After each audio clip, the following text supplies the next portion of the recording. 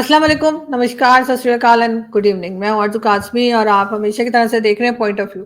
हमारे साथ हैं जी एम्बेसडर अशोक सज्जनार साहब। बहुत शुक्रिया सर कि आज आप आए। Thank you so much. Thank you very much. Thank you. Always a pleasure to be with you, Arzu. Thank you.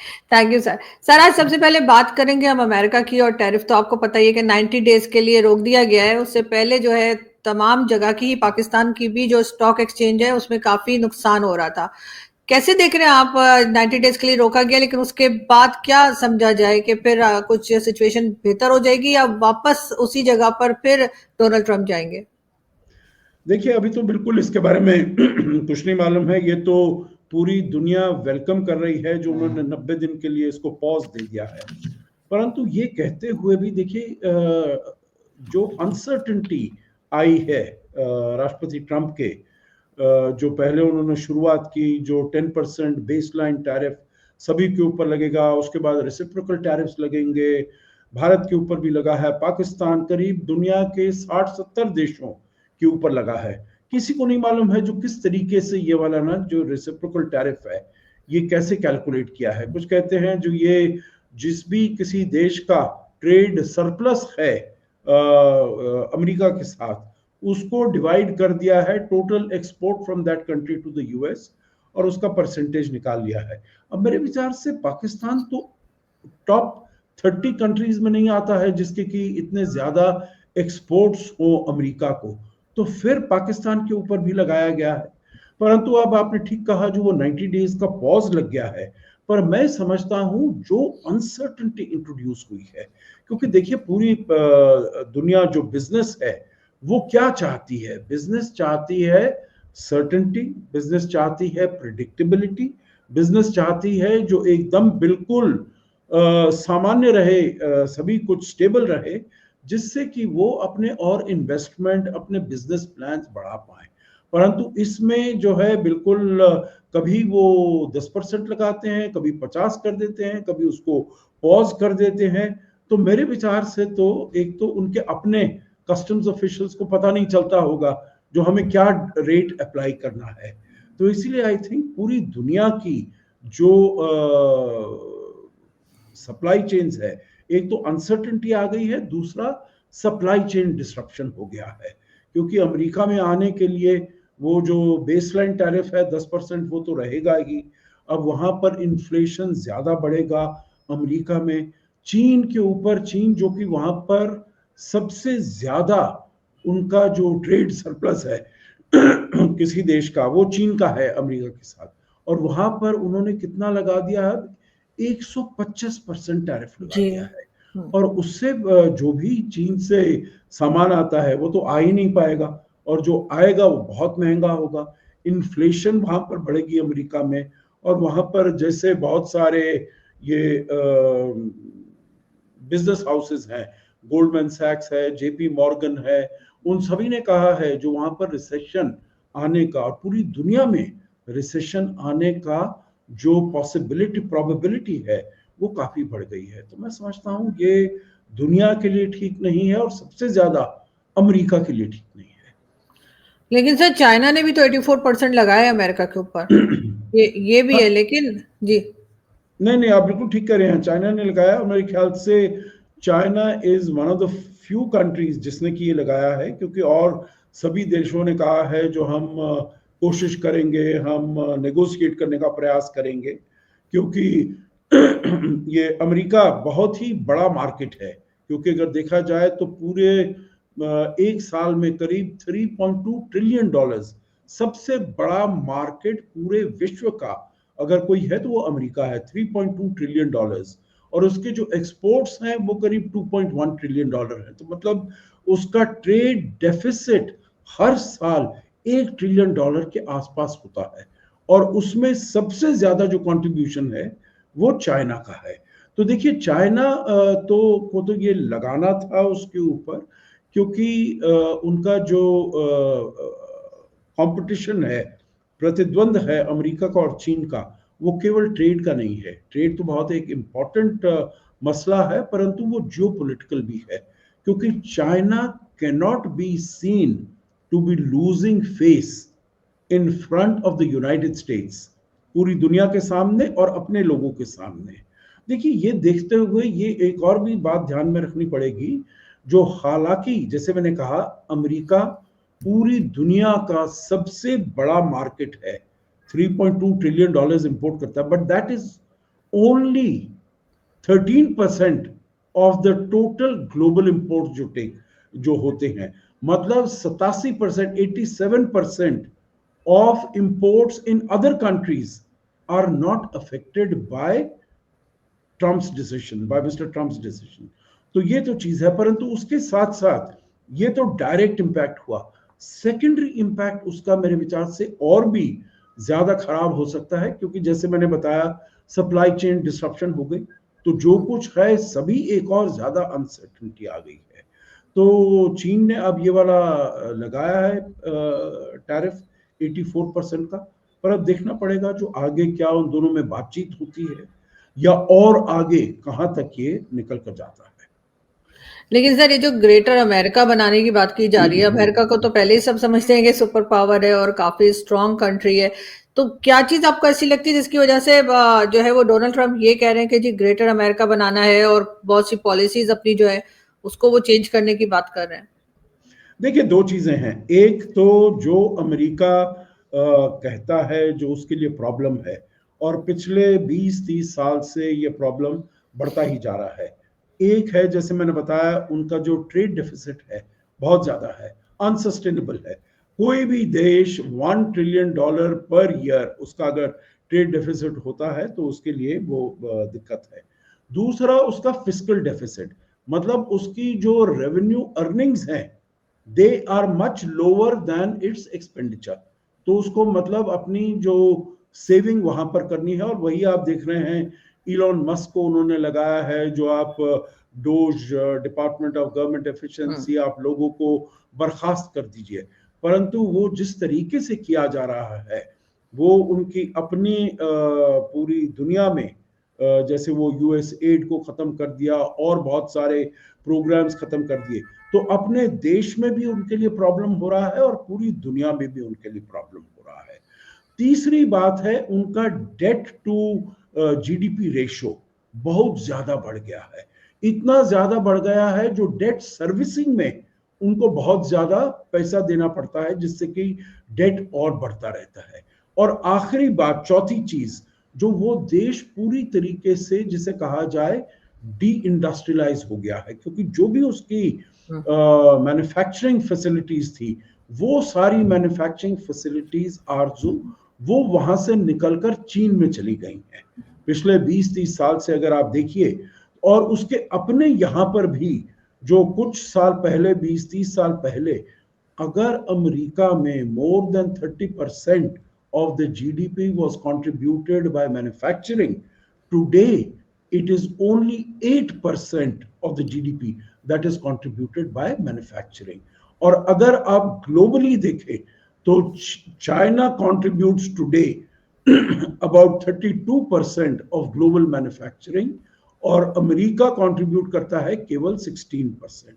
तो वो समझता है, अमेरिका चाहता है, जो मुझे मैन्युफैक्चरिंग होनी चाहिए, जिससे मुझे इन्वेस्टमेंट आनी चाहिए। जो भी अमेरिकन कंपनीज या जो भी दूसरी कंपनीज बाहर जाकर इन्वेस्ट करती हैं और वहां पर प्रोडक्शन करती हैं, मुझे उनको वापस लाना है। तो एक वहां पर इन्वेस्टमेंट बढ़ाना है, दूसरा मैन्युफैक्चरिंग बढ़ाना है। But I think, in my view, this is easier said than done.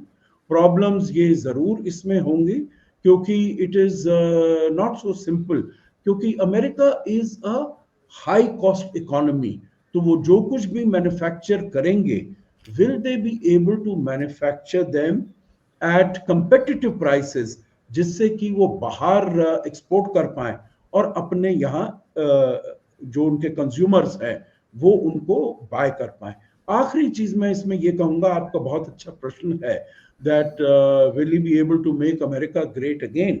तो देखिए, आजकल अमेरिका की जो पर कैपिटा जीडीपी है, दैट इज $88,000।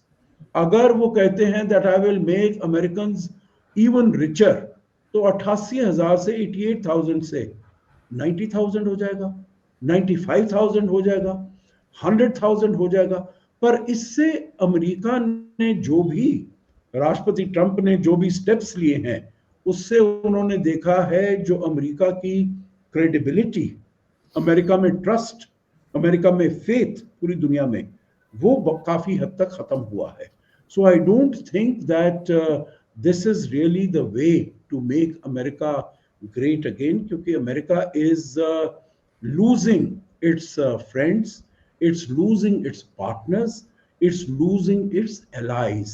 तो इसीलिए चाहे वो रिचेस उनके ज्यादा हो जाए, रिचेस अभी भी बहुत है. देखिए अभी भी अगर आप फ्रांस का पर कैपिटा देखिए, वो 50,000 से कम है. ब्रिटेन का अगर आप यूके का पर कैपिटा देखिए, उससे कम है. Japan is about 33-35,000. So America is a very rich country as compared to all these countries.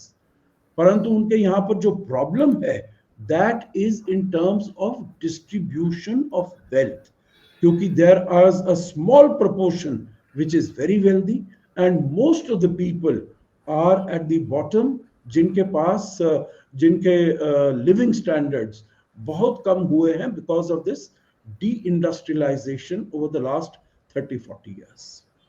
Sir हमेशा से हम ये सुनते आए हैं कि अमेरिका एक बहुत पावरफुल कंट्री है, सबको अपने अंडर रखता है और जो कह देता है कुछ मना नहीं किया जा सकता, चाहे वो भारत ही क्यों ना हो. हमारे यहाँ एक ये भी बात की जाती है कि ठीक है बहुत इंडिपेंडेंट फॉरेन पॉलिसी है, लेकिन इतनी इंडिपेंडेंट फिर भी नहीं है कि अमेरिका कुछ कहे तो भारत इनकार कर सके. ये खैर हमारे एक नैरेटिव चलता है. लेकिन सर ईरान को अमेरिकन प्रेसिडेंट कहते हैं कि जी मैंने बात करनी है, वो कहते हैं मुझे नहीं करनी, जबकि ईरान के ऊपर कितनी सैंक्शंस है. हम तो ईरान को बड़ा कमजोर सी कंट्री समझते हैं. तो आपके ख्याल से ईरान कैसे इतना पावरफुली एकदम से उठकर और कह देता है कि जी मुझे बात ही नहीं करनी है? ये चीज आपको क्या लगता है कि ईरान जो है वो किसी तरीके से दब नहीं रहा? वो कह रहे हैं कि जी आपने न्यूक्लियर वेपन्स भी नहीं बना रहे, उसके लिए भी वो तैयार नहीं है. हर चीज में वो बिल्कुल साफ जवाब दे रहा है अमेरिका को. ऐसा कैसे? देखिए दो बातें आपने कही हैं. एक तो आपने कहा भारत के बारे में, जो अगर भारत को भी अमेरिका कुछ कहता है तो भारत उसको मना नहीं कर सकता. देखिए भारत हर मुद्दे को देखता है जो वो हमारे लिए कितने इंटरेस्ट का है, कितना हमारे लिए उसका महत्व है, कितना इम्पोर्टेंस है, और उसके अकॉर्डिंगली हम अपना जो पॉलिसी है वो डिसाइड करते हैं. For instance I will just give you one और टू एग्जांपल्स.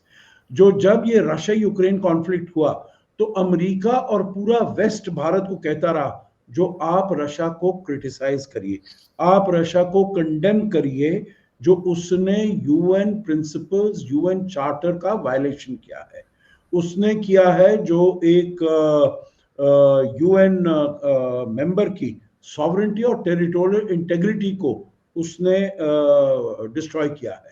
तो आप ये करिए. भारत ने नहीं किया क्योंकि भारत का बहुत ही हिस्टोरिकल रिलेशनशिप है, एक लेगेसी पार्टनरशिप है रशिया के साथ. दूसरी बात, पूरे वेस्ट ने बहुत प्रेशर डाला भारत के ऊपर, जो आप रूस से crude oil, discounted crude oil लेना बंद करिए. भारत ने कहा ये हमारे नेशनल इंटरेस्ट की बात है, ये हमारे लोगों के लिए, हमको उनको अफोर्डेबल और रिलायबल सोर्स ऑफ सप्लाई हमको देना है, तो हम इसको वहां से तेल लेते रहेंगे. तो जितना भी प्रेशर आया हमने सब प्रेशर को उसको बर्दाश्त किया और हमने ये नहीं किया. और अब हम देख रहे हैं जो even the west has come around to our way of thinking. We feel vindicated, we feel justified जो हमने कमेंट किया था. दूसरे कुछ और ऐसे हैं जैसे कि उन्होंने कहा 2018 में जो आप ईरान से तेल मत खरीदिएगा, तो ये हम तब ईरान से काफी क्वांटिटी में हम तेल खरीदते थे. About 10% of our oil requirements used to come from Iran. But when Mr. Trump said that in 2018, तो हमने वो फिर अपना तेल की जो इंपोर्ट्स थी ईरान से वो काफी कम कर दी. पर चाबहार का फिर भी हमने उनसे कार्व आउट लिया. चाबहार का हमने एक्सेप्शन लिया because Chabahar was considered to be strategically important for us, क्योंकि पाकिस्तान हमको रास्ता नहीं देता है ना अफगानिस्तान में जाने के लिए ना सेंट्रल एशिया में जाने के लिए. सो हमारे लिए चाबहार एक रास्ता बना था. और 2018 में आपको मालूम है तब तक तालिबान नहीं आया था वहां पर अफगानिस्तान में, वो 2021 में आए, परंतु हमने चाबहार के लिए एक्सक्लूजन किया और चाबहार को हम डेवलप करते गए। उसका जो शहीद बहिश्ती पोर्ट है, टर्मिनल है, उसको हमने डेवलप किया, उसके हिंटरलैंड को डेवलप किया। तो मैं इसमें ये कहना चाहूंगा that we look at all the issues जो हमारे लिए कितना इम्पोर्टेंट है। तो because after all the United States is are very important, I will say the most consequential partner, the most significant partner Bharat के लिए अगर कोई है तो वो अमेरिका है। अगर हम अपना डेवलपमेंटल प्रोग्राम जिसे वो हम कहते हैं विकसित भारत 2047, जो हम एक डेवलप्ड कंट्री बनना चाहते हैं 2047, जब हम अपनी 100 साल अपनी आज़ादी की वर्षगांठ मनाएंगे, सेंटेनरी मनाएंगे, तो तब तक हम डेवलप बनना चाहते हैं। अगर हम वो उसके ऊपर कायम हैं तो हमको अपने डेवलपमेंट के लिए अगर टेक्नोलॉजी है वो अमेरिका से मिलेगी, अगर कैपिटल है वो अमेरिका से मिलेगा, अगर हमें एक्सपोर्ट्स बढ़ाने हैं, अपने मार्केट है वो अमेरिका से मिलेगा। तो इसलिए अमेरिका के साथ हमने अपने संबंध अच्छे रखने हैं, अच्छे रखते हैं, परंतु जहां पर हमारे लिए बहुत ही जरूरी है वो हम मेंटेन करते हैं। दूसरा आपका आरजू जो प्रश्न है दैट इज अबाउट ईरान। हाँ, ईरान देखिए, again to save its face on the obvious, बाहर ओवरटली तो कहेगा हमने कुछ नहीं करना है, हम अमेरिका से बात नहीं करेंगे। परंतु जब Benjamin Netanyahu was visiting America, तो जब उनका प्रेस कॉन्फ्रेंस हो रहा था तो उन्होंने कहा that we are meeting, America और ईरान के बीच में मीटिंग होगी and we are going to talk about this nuclear deal in Oman, Muscat में हम बात करेंगे। देखिए उनके बीच में बैकडोर चैनल्स हैं, वहां पर सामने अगर जो कुछ भी वो कहते रहे दैट्स अनदर थिंग, परंतु बिहाइंड दिस थिंग ट्रैक 2 पर उनका जो डायलॉग है वो वाला चल रहा है और उनके फिर अब मुलाकात भी हो रही है, बातचीत भी हो रही है। हालांकि राष्ट्रपति ट्रंप ने ये धमकी दी है जो अगर वो हमारा कहना नहीं मानेंगे तो हम एकदम बॉम्बिंग शुरू कर देंगे और उसमें इजराइल के साथ हम मिलकर ये काम करेंगे। परंतु देखिए ये राष्ट्रपति ट्रंप का नेगोशिएटिंग स्टाइल भी है, जो डराते हैं, धमकाते हैं और वो चाहते हैं इससे जो भी उनका प्रतिद्वंदी है, जो भी उनका एडवर्सरी है, उसको फिर से वो नेगोशिएटिंग टेबल पर लाना चाहते हैं, ये डरा धमका कर। तो अब देखते हैं जो ईरान के साथ इसका कितना असर होता है, इसका कितना फायदा होता है, परंतु ये उनका स्टाइल है, हम सब ने देख लिया है। और ये भी कहा गया था जब उन्होंने टैरिफ्स भी लगाए थे that this is an opening gambit, this is not the final limit, this is not the final level. वो नेगोशिएट करके, डिस्कस करके उनको टैरिफ्स को नीचे लाएंगे। तो इसमें भी देखते हैं अब ईरान में उनकी जो बातचीत होती है वो क्या होती है, क्योंकि ईरान ये भी जानता है जो अमेरिका इस रीजन में, पश्चिम एशिया, मिडिल ईस्ट जिसे कहा जाता है, काफी वल्नरेबल है, क्योंकि इसकी बहुत सारी बेसेस हैं वहां पर, बहुत सारे उसके सोल्जर्स हैं। तो अगर अमेरिका या इजराइल बॉम्बिंग शुरू करेगा ईरान की, तो Iran can also hit back at those American bases और उनको भी काफी नुकसान पहुंचा सकते हैं।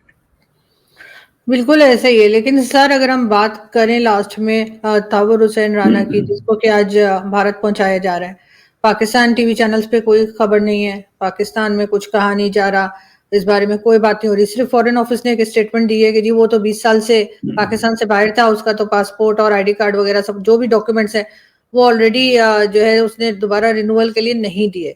अब क्या माना जाए? सर कह रहे हैं कि हमारा कोई लेना देना नहीं है, क्या ऐसा पॉसिबल है? ऐसा बताइए, बात मानी जा सकती है?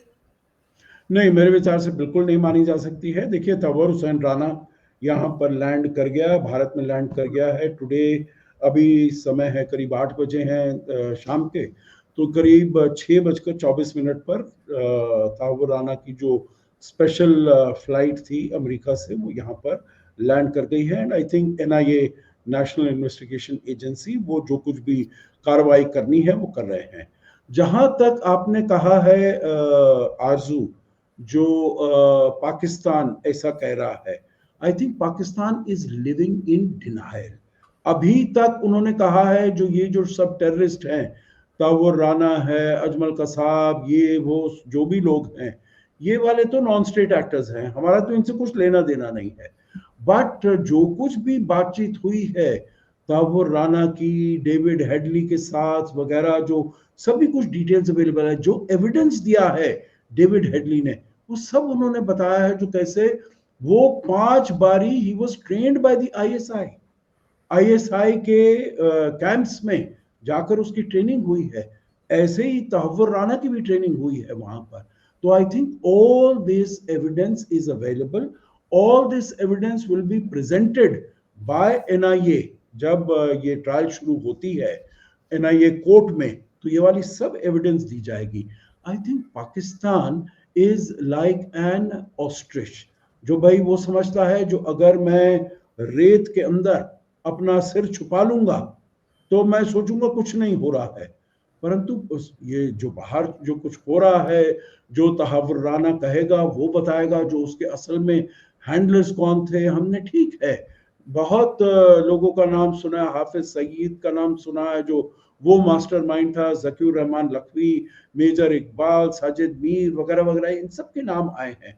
परंतु एक्चुअली वहां पर कौन हैंडलर्स थे, किन्होंने ये सब काम किया है, आईएसआई के और क्या प्लान्स थे, क्योंकि तहव्वुर राना ने बहुत और जगह भी उसने रेकी की थी।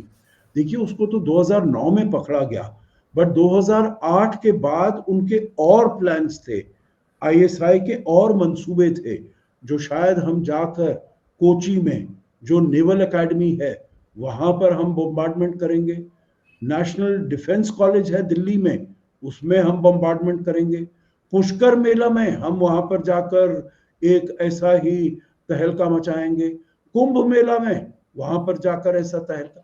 तो ये सारे जो प्लान्स हैं, क्योंकि उसने वहां पर रेकी किया था, उन सभी जगह पर गया था, तो मैं समझता हूं जो ये बहुत सारे राज जो आईएसआई के इन्वॉल्वमेंट के हैं वो सामने आने वाले हैं, वो खुलने वाले हैं। और इसी से मेरे विचार से ये जो डीप स्टेट है, आईएसआई है, आर्मी है पाकिस्तान, उनको बहुत ये चिंता सता रही है। जो ये सब अगर मामला सामने आ गए तो उनके लिए और दिक्कत हो जाएगी। अभी अभी तो वो एफएटीएफ से निकले हैं, और अगर ये वाला सब कुछ आ गया तो फिर उनको एफएटीएफ ग्रे लिस्ट में जाने के लाले पड़ सकते हैं, वो ऐसी नौबत आ सकती है। तो इसीलिए वो ये सब डिनायल मोड में है। जो एक तो तहव्वुर राना से हमारा कुछ लेना देना नहीं है, जो कुछ हो रहा है उसने हमारे बिना पूछे सभी कुछ किया है। बट आई डोंट थिंक ये वाली दाल गलने वाली है। पूरी दुनिया को मालूम है जो वो उनका एक बहुत ही वैल्यूबल एसेट है, इसीलिए एक्चुअली उसको इतना प्रोटेक्ट किया जा रहा है। क्योंकि अगर प्रोटेक्शन नहीं दी जाए तो कोई आईएसआई के कुछ ऑपरेटिव्स इधर स्लीपर सेल्स वगैरह वगैरह, या जो भी उनके कोलैबोरेटर्स हैं, वो मिलकर उसको कोई नुकसान पहुंचाने का प्रयास करें, या कुछ खालिस्तानी लोग भी हैं वो भी उसको नुकसान पहुंचाने का प्रयास करें। तो इसीलिए आई थिंक पाकिस्तान को मालूम है that it has its back to the wall, it's on a very bad wicket at the moment। तो इसीलिए वो डिनायल में है, जो हमारा कुछ लेना देना नहीं है इससे। लेकिन सर यहाँ पे आपको ये तो दो चीजें जरूर मैं एक तो पूछना चाहूंगी। एक तो ये कि ये सिक्योरिटी फेलियर आपको नहीं लगता कि इतने लोग अंदर पहुंच गए, उनके पास वेपन्स भी थे, उनके पास खाने पीने का सामान भी था। As long as I remember उस वक्त हम लोग क्योंकि टीवी पे देख रहे थे सब कुछ 3-4 दिन तक, तो कहा गया कि चने लेके गए थे, खजूरें लेकर गए थे, हथियार या वेपन्स लेकर गए अंदर। तो ये चीजें जो है वो होटल के अंदर कैसे पहुंच गई और किसी ने रोका नहीं जाने दिया, एक ये। दूसरा, उस वक्त भी पाकिस्तान से यही कहा जा रहा था कि ये भारत ने खुद करवाया है, ये इल्जाम भी लगाया गया था और कहा गया था कि अजमल कसाब, जैसे पहले हामिद मीर साहब ने उसका घर तक यहाँ पे बता दिया था पाकिस्तान में, फिर वो मुकर गए। नवाज शरीफ साहब ने कहा कि हाँ यहाँ से लोग थे, लेकिन फिर वो भी मुकर गए। लेकिन उन्होंने कहा जी हाथ में उसने वो धागा पहना था ऑरेंज, वो जो होता है, तो उसको लेकर और कई दूसरी चीजों को लेकर इन्होंने ये भी कहा। बल्कि एक कोई मुझे याद नहीं आ रहा, लेकिन एक पुलिस वाले थे जो सबसे पहले जिनको मारा गया था बाहर, होटल के बाहर। और वो काफी फेमस, कुछ उनका नाम भी बताया जा रहा था उन दिनों में, मैं भूल गई हूँ। कहा गया कि उनको इसलिए मार दिया गया क्योंकि वो बहुत से राज जानते थे। इस किस्म की चीजें जो है वो चलती रही हैं। तो हमारे जैसे लोग, जो हम उस जमाने में हम लोग निकले थे फ्रेश, जैसे कहते हैं ना, अपनी ग्रेजुएशन मास्टर्स करके, तो हम बहुत कंफ्यूज होते हैं सर ऐसी बातों से कि क्या सही है और क्या गलत है, जब दोनों तरफ इस तरह की बात चली और जैसे कहना चाहिए प्रूफ कोई भी नहीं कर पा रहा। जी, दो बातें आपने कही हैं, बहुत महत्वपूर्ण हैं। देखिए, एक जो आप कहते हैं इंटेलिजेंस फेलियर, यकीनन इंटेलिजेंस फेलियर था। और देखिए, इंटेलिजेंस फेलियर तो होते हैं, आफ्टर ऑल 9/11 उससे 7-8 साल पहले हुआ था, that was also huge intelligence failure. जो भी टेररिस्ट अटैक्स होते हैं, चाहे बाली में हो, चाहे लंदन में हो, चाहे मैड्रिड में हो, सब जगह होते हैं, तो वहां पर इंटेलिजेंस फेलियर होता है। I think the moral of the story is what action are you able to take against it, जिससे कि उसके बाद रिपीट नहीं हो। उसके अलावा मैं एक और चीज कहूंगा जो एक बहुत बड़ा फेलियर था, जो 26/11 को मेरे विचार से पूरी दुनिया से ये मानती थी, उस समय समझती थी that this has been done by Pakistan, and India is fully within its right to take action to protect its territorial integrity and sovereignty. अपनी आज़ादी के लिए, अपनी सॉवरेंटी को प्रोटेक्ट करने के लिए भारत को पूरा इसमें हक है, पूरा राइट है। परंतु ये सब होते हुए, इंटरनेशनल कम्युनिटी का हमारे साथ होते हुए, फिर भी हमने कोई एक्शन नहीं लिया। I think that was also equally big if not a bigger failure. क्योंकि देखिए, जो ये इन्होंने किया, 166 लोगों को मारा, उसमें अमेरिकन भी थे, उसमें यूरोपियंस भी थे, उसमें इजरायलीज भी थे, जूस भी थे। उसमें बेसिकली ये मैसेज कन्वे करना चाहता था पाकिस्तान उस time, that India is not a safe place for either business और it is not a safe place for foreigners. इसलिए जो भी है, यहाँ पर इन्वेस्टमेंट नहीं होना चाहिए, यहाँ से आपको निकल जाना चाहिए। तो ये वाला जब पूरी दुनिया ये जानती थी, अमेरिका ये जानता था, और आपको मालूम है इसके बाद हिलरी क्लिंटन भी 2011 में जब गई थी, तो उसने यही कहा था हिना रब्बानी घर को, जो आप अपने घर के पीछे आप अपने सांप पालते हैं इनको। तो ये पूरी दुनिया भारत के साथ थी उस समय, परंतु भारत ने कुछ नहीं एक्शन किया। मैं समझता हूँ ये बहुत बड़ा फेलियर था। उस फेलियर को we have tried to go back on it. जो जब उरी में सितंबर 2016 में अटैक हुआ, तो तब सर्जिकल स्ट्राइक हुआ, और जब 2019 में पुलवामा में हमारे 44 जवान मारे गए, शहीद हुए, तब हमने बालाकोट का वहां पर अटैक किया। तो ये मैसेज मेरे ख्याल से, और उसमें भी हमको पूरी दुनिया का अंडरस्टैंडिंग, साथ और समर्थन हमको मिला उसमें। तो ये मैसेज बहुत क्लियर हो गया है पाकिस्तान को भी और दुनिया को, जो अगर भारत की सिक्योरिटी पर आंच आएगी, हाथ डाला जाएगा, तो फिर भारत चुप बैठने वाला नहीं है, इसका पूरी तरीके से जवाब देगा। तो दैट इज नंबर 1। और मेरे विचार से अपनी जो कोस्टल एरिया में अपने को प्रोटेक्ट करने के लिए हमने काफी कदम उठाए हैं। मे बी और कदम अभी उठाने की जरूरत है। हर स्टेट में ऐसे कोस्टल पेट्रोलिंग यूनिट्स बनाने की जरूरत है, सोफिस्टिकेटेड इक्विपमेंट्स, एम्फीबियस बोट्स वगैरह वगैरह, पेट्रोलिंग की, ये सब की जरूरत है। और मेरे विचार से कुछ काम हुआ है, मे बी थोड़ा और काम और होने की आवश्यकता है।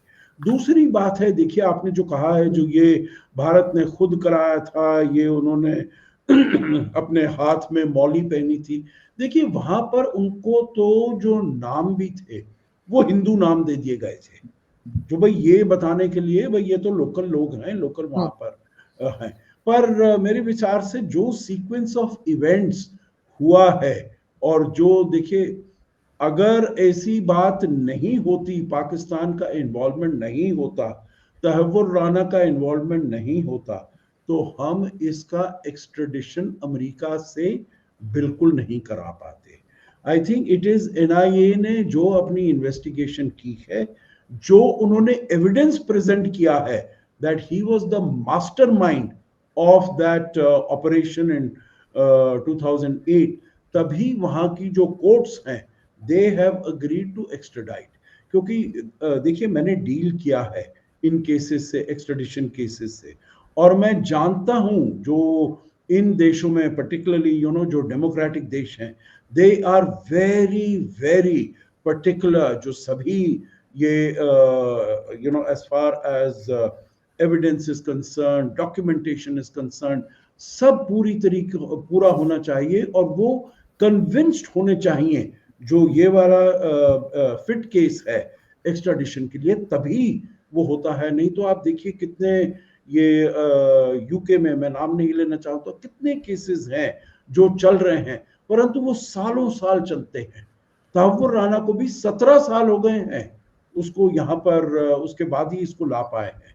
तो I think there is we have incontrovertible evidence, NIA के पास इनकॉन्ट्रोवर्टिबल एविडेंस है जो Pakistan was involved in it. आपने बताया है जो हामिद मीर साहब ने, हमने तो उस समय हमने ये भी देखा था जो जिस गांव से अजमल कसाब आता है वहां पर उन्होंने बात की थी और उन्होंने कहा था हाँ ये हमारा अपना बेटा है, अपना यहाँ का बेटा है। और उसके पेरेंट्स को भी मेरे विचार से टीवी पर दिखाया गया था उस समय, उससे उनसे भी बात हुई थी। और वहां पर और भी लोगों ने, मतलब एविडेंस है जो ये लोग कहाँ कहाँ से आए थे। पाकिस्तान कुछ भी कहता रहे, पाकिस्तान हमेशा डिनायल में रहता है। पाकिस्तान ने तो जो 1 जनवरी 2015 में 2016 में जो पठानकोट अटैक हुआ था, जिसमें उनकी आईएसआई को भी बुलाया गया था, उसको भी उन्होंने मुकर दिया, नकार दिया, जो हमारा इसमें कोई वो नहीं है, हमने कोई इन्वॉल्वमेंट नहीं है। तो देखिए पाकिस्तान तो कहेगा जो हम इन्वॉल्व नहीं है, परंतु पूरी दुनिया अब ये समझती है जो Pakistan has become an AP centre of terror, और अगर उसको अपने को सुधारना है तो सबसे पहले उसे आतंकवाद का दामन छोड़ना पड़ेगा, तभी उसके अपने यहाँ पर स्टेबिलिटी आ सकती है, तभी उसके अपने यहाँ पर जो उसके पड़ोसी देश हैं उनके साथ शांति और प्रेम से वो रह सकता है, तभी उनकी इकोनॉमी ठीक हो सकती है, तभी एफएटीएफ की जो डेमोक्लिस स्वॉर्ड उनके गले के ऊपर लटकी हुई है वो हटेगी। सबसे पहले आतंकवाद का दामन उनको छोड़ना पड़ेगा, डिनायल से हटना पड़ेगा। बिल्कुल ऐसे ही, लेकिन सर ये बहुत मुश्किल काम है जो आप बता रहे हैं कि इनको हटना पड़ेगा, डिनायल से इनको मानना पड़ेगा, और मैं भी यही कहती हूँ कि ये कुछ मानेंगे तभी कुछ ठीक होगा। थैंक यू सो मच कि आपने आज ज्वाइन किया। Thank you so much, always a pleasure. Thank you sir, thank you.